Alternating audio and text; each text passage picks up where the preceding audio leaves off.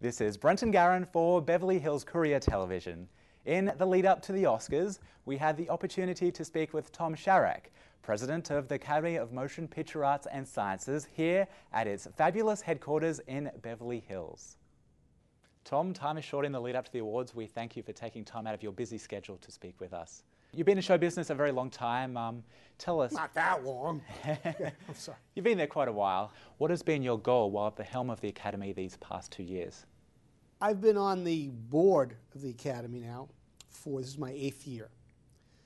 And I was voted by my peers in the executive branch to serve them on this board. And I don't think that when I first started, although I was in the business a long time, I really understood what this organization was about. Take some time to learn what it's really about and what it means to the people who are in this industry. And as I started to get more and more involved, and the way you get involved is they start to put you on committees, and you come and you give your opinion as it relates to those committees that you're on. You realize that it's a very special place, and more special than you can ever imagine. And the idea of giving back to an industry that has taken you to places that you might have thought you never would have gotten. I wasn't, the movie business was not my first place to be. I wasn't sure. I'm not even sure today how I got into this business. But it becomes very special. And how do you think you've given back through this role to the industry? Well, the way I think I've given back is the time and the energy to help promote what we do as an organization. You know, the interesting thing is the organization, the Academy, is made up of different branches and who represent all the aspects of filmmaking and technology of our business. And the idea that I'm able to represent one of those branches as a governor, because even though I'm president, I'm also a governor, and make sure that the views of my branch are expressed inside the boardroom is how I give back. So following the awards, what are your top priorities for the Academy for the rest of the year? Well, a lot of people ask me, what does a president do? And I like to say it's the best non-paying job in Hollywood. What I get to do is I get to make sure, the organization has about 200 and plus people working for it. And those people work for the executive director, who we hire to run the place. We have 3 different campuses in LA. We also have an office in New York and in London. And he runs the place, daily operation. My job as president is to make sure that the board's the board's decisions are followed by the executive director and the people who work for the Academy. I watch to make sure that if something goes wrong, or if the executive director needs some assistance, I'm there to help them. I make sure that I show up at a lot of interviews. I smile a lot. I take part in those things that the board wants the Academy to be known as, and I watch it being done. I watch it being done very effectively by our executive director, Bruce Davis, and it's fun to do. A lot of filmmakers are leaving California for lower budget locations. Do you think there are any things that can be done to sort of help promote it, stay in California, and is the Academy pushing for anything? Well, the Academy really has nothing to do with the making of the movies. Studios make movies.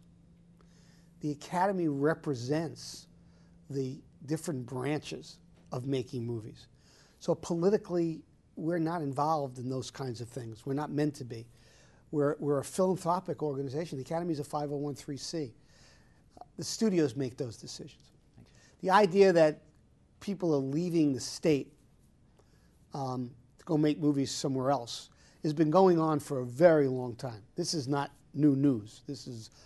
And it's something that the state tries to figure out how we can keep production here. We live in the state. We want the state to be healthy. One of the things that could make the state healthy if we had more production here. But that said, as an individual, Other states have chosen to give rebates. It's a conversation that has to be done between the states and the production companies and the studios. The Academy really has nothing to do with that. You were a prime mover in the decision to move the Best Picture race from 5 nominees to 10. What impact do you think this has had on the awards? Well, I personally think it's had a very good effect on the awards. There are a lot of purists, I understand, who believe that we somehow have taken away from the 5 by having 10. You know, one of the things that the Academy has been wrongfully scolded at by the press and media is that somehow the board are dinosaurs. We live in a different world. We're not ready to go into the 21st century. We know that we need to be more aggressive as it relates to the times.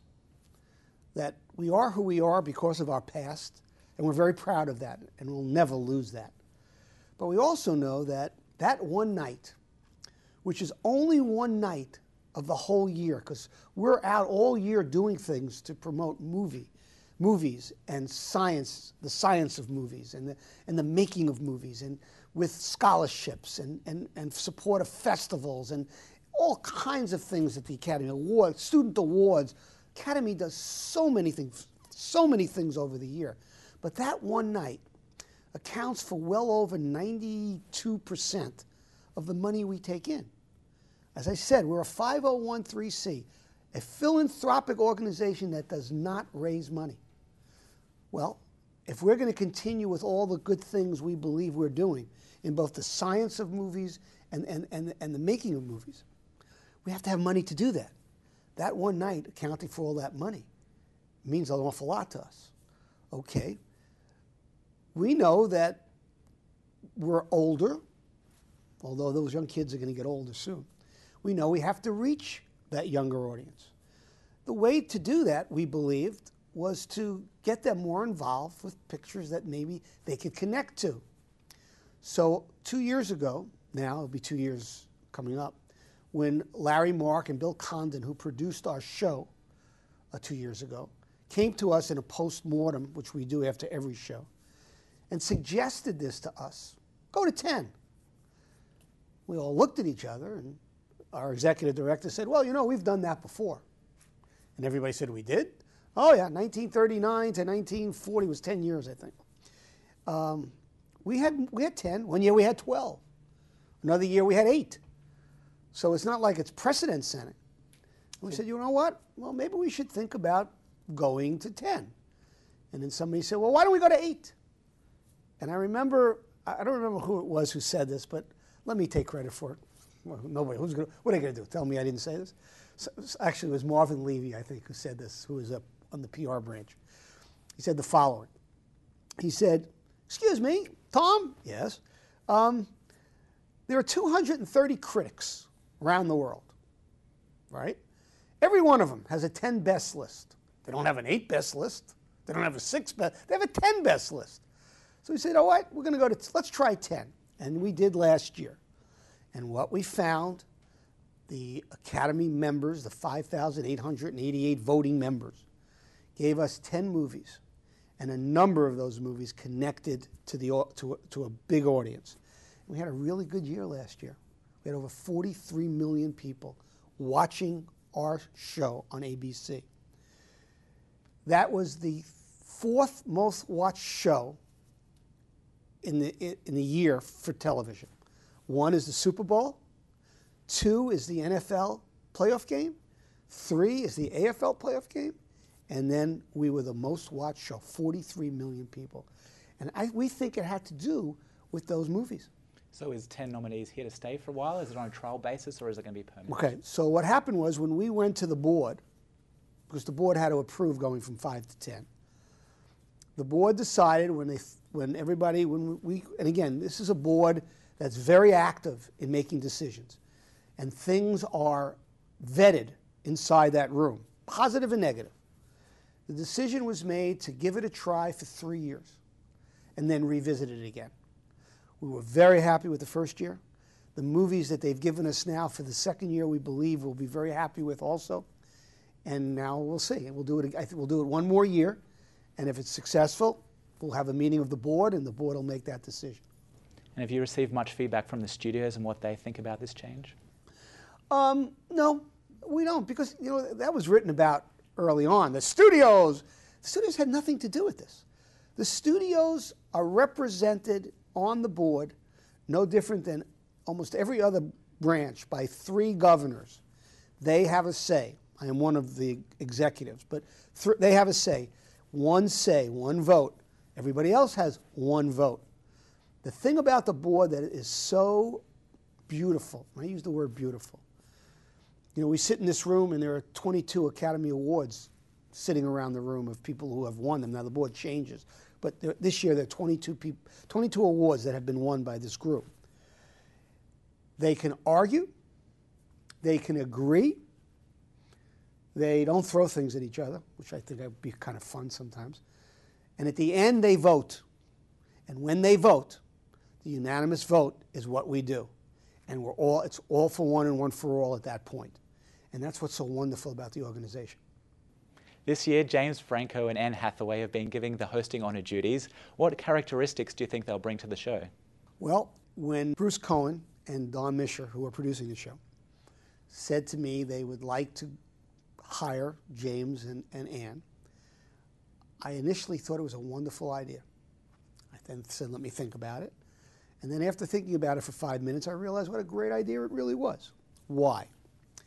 They had explained the show to me. I hired them this year early. Normally the producers aren't hired till October, November. I hired them in the summer because this was the second year I was doing this. And I found that by waiting so long last year, because I was just elected 2 years ago, by waiting so long, it didn't give the producers enough time to go and plan the show, even before they hired our hosts. So this year, by hiring these guys early, these 2 gentlemen early, they actually scoped out what the show would be like. They created a grid of what they planned in their head this show would be. And by taking James and Anne, who are young, talented, handsome, beautiful people, it fit into the grid that they came up with early. Now, I'm going to tell you what that grid is. I'm going to tell you what you're going to get to see. You're going to get to see something I think that's very important to this organization. You're going to get to see the history and the glamour of Hollywood, old Hollywood. Meet the glamour and the current Hollywood. And you're going to see them meld in a way that you're going to feel, hopefully after you see the show, that Hollywood and movies and this place is not just about the present, it's about the past. And what gives us that rich tradition of who we are is the past.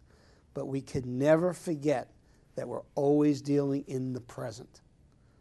And these 2 young people, I think with their talents, are going to bring that, meld that together to make a really interesting night. And what is the process for them to get hired? Is it the producers say we want them, or does it have to go through the board to be approved? No, what happens is, the way it works, the president has the right, without any board approval, to pick the producers. The producers then go out and choose the host or hosts with the approval of the president. And that's how it works. As we all know, James Franco has been nominated for Best Oscar in his film 127 Hours. What impact do you think that'll have on the show if he wins? Well, that was a conversation that was an interesting conversation. We talked about that because when he came to me and said he'd like to go after Franco, and by the way, at that time, we didn't know whether Anne Hathaway might be nominated also for her movie. So we talked about it. It's an interesting call. Has it ever been done before? Like the 10 movies? Has it ever been done before? Yes. Have we ever had a host that was nominated before? Yes. So we talked about it. We said, you know what? They fit so well into the show. Why would we let an honor that they could get stop them from doing the show if that's what they wanted to do? If they were nominated, we'd live with it. If they won, we'd be happy for them. So we looked at it as though it was positive. We didn't want to take anything away from them. Because you're nominated, you can't host a show if you're the right person. So we agreed that that was the way to go, and we were fine with that. Now, you've been in the industry a long time. You keep saying that! I've been looking you up. I know your background. You've been around. You know the industry. That Google will kill you. That's it. How do you think the industry is going to keep evolving to keep people still coming back to the box office and spending the money? Yeah. Do the studios have to change, or do you think they're doing it right how they are? Okay, so let's talk about the industry first. Movies, different than any other marketable product, are a worldwide cultural thing. Every country around the world has stories to tell, both about the past, about the present, and about the future, about their own culture. We travel the world with one common thing. Everyone loves to be taken away somewhere else, to laugh, to cry, to scream, to hold hands over their eyes, to be entertained. It isn't an American thing, it's a worldwide thing. Where else can you go and sit next to somebody next to you and start a conversation about a bar of soap or about cornflakes? But you can start a conversation and say, have you seen, oh yeah, I hated it. You hated it? I loved it. You're not right, they're not wrong. They're not wrong, you're not. It's something that you bring. There's no right or wrong in the movie business. You can like a movie, I could think it was terrible. You might not like my favorite movie, that's okay. But I bet you if you would ask somebody where they saw Star Wars in 1977, they could tell you the theater they saw it in. It's something that's embedded in all of us. Movies are part of who we are. To get away from the daily trudges of life, to sit in a dark theater with people you don't know and respond to what you're seeing is something that you can't replace. Sure, you could watch television. You're in your house. But now you're out. You could forget about life, the good and the bad. You're in somebody else's world telling you a story. That's an amazing thing. And as far as the studios do it right, the studios know what they're doing about making film. Are they right all the time? No. Nobody can be right all the time. This is a tough business for the studios. They put up millions and millions and millions, and how many millions am I at? And millions of dollars to make a movie. And then they put up millions and millions and millions of dollars to market a movie. And if the public says no, it's gone in 2 weeks. You know, if you create a box of cornflakes and put it in a supermarket, and that box of cornflakes doesn't sell, what do? You take the box of cornflakes and you move it to somewhere else in the supermarket. And let's say it doesn't sell, then you take it and you move it to the front of the supermarket. And let's say it still doesn't sell. Well, now you got all these cornflakes, you cut the price on the cornflakes. You got to figure out how to sell them, but you have time to do that. With movies, you don't. You've got maybe 2 weeks, and if not, you've got problems. The studios are in a tough game. They do a really good job. And what's really important to the studios, believe it or not, and I've said this now for 40 years, I'm going to say it again because I think it's right. For a studio are the independents. The independents being able to make movies because it keeps the studios on their toes. The one thing you can't get, and they know this, is complacent. And those independent companies making those independent movies is very important, both to the industry and to the studios. And what do you think about Winter's Bone? Obviously, that's the independent this year. Yeah, it is the independent this year. And we're trying to see, you know, one of the things about those kind of movies, real small, well-made movies that haven't gotten to an audience yet. Because don't forget, we have nothing to do with getting them to the audience. The studio or the independent distributor has to get it to the audience. It's trying to figure out how we can help get the population who go to the movies, if they wanted to see it, to see it. So this year, we did it last year, we're going to do it again this year. There's a circuit called AMC Theaters, which is the second largest circuit in the world, who in a number of cities, and we're going to try to expand it each year, are going to show all 10 nominated movies the week before Oscars to see if people will come and see it. So give it the opportunity to show those movies. And hopefully more people will get to see Winter's Bone so that when its name comes up, they can say, boy, that was a really good movie. And finally, Tom, how do you think this award show influences the way movie makers make their films? That's a great question, and it has an answer. When you win an Academy Award, your life changes in ways that are unimaginable.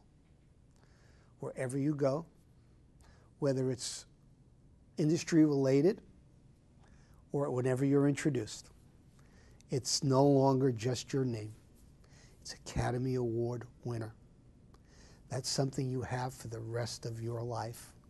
And nobody can take the highest honor that this industry, this worldwide industry, bestows on you by your peers, can ever take that away from you.